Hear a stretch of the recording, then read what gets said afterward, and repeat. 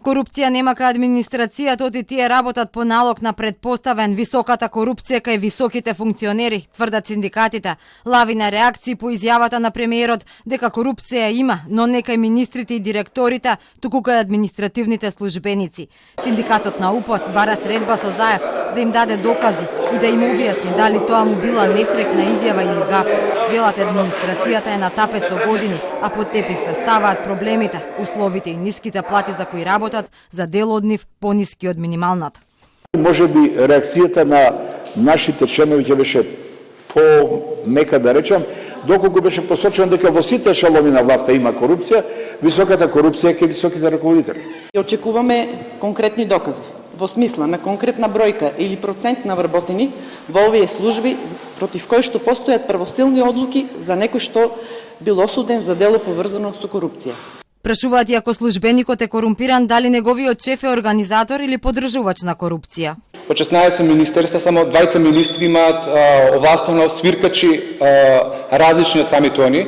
Дали сметаат дека останатите 14 министри се толку достапни за вработените да можат и слободни кон нив да ги пријават методите и елементите на корупција за кои имаат сознание? Од Конфедерацијата на слободни синдикати пак тврдат, корупцијата треба да се бара кај власт. Корупцијата во највисоките ешалони на власта постои, а тоа го покажуваат бројни извештаи, меѓу кои тој на Transparency International и на State Департментот. Па што и да речете, на кого и да префрлате вината? Вашата влада, заедно со министерствата и државните органи се оние кои што се корумпирани. На изјавата на премиерот реакции стигна и од политичките партии. Алијанса на албанците бара извинување од Заев. ВМРО ДПМН пак прашува дали Ден Дончев и Драги Рашковски не се прв ешалон на власт.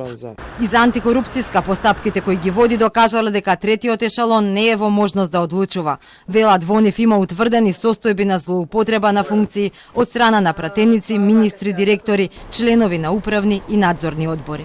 Премиерот пак без конкретен одговор за синдикалците, но со нов став од владината служба велат тоа што петмина високи функционери се веќе со правосилни пресуди во затвор, треба да е сериозна порака за секој политичар, особено за тие од прв и втор ешалон, не само за администрацијата.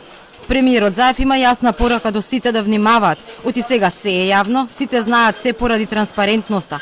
Учеството во коруптивни активности не се исплати и сериозно ќе биде казнето, велат од владата.